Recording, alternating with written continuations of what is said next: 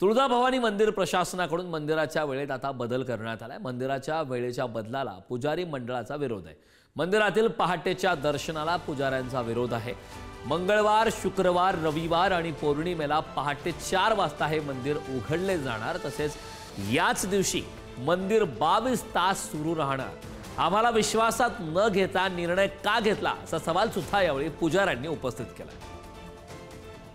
3 दिवस म्हणजे रविवार, मंगळवार, शुक्रवार आणि पौर्णिमेचा दिवस जे भक्तांची गर्दी असते त्या निमित्ताने हा ठराव होऊन त्यांनी चालू केला आणि त्या स्वागतही आम्ही केले की चांगलं चालू झालं।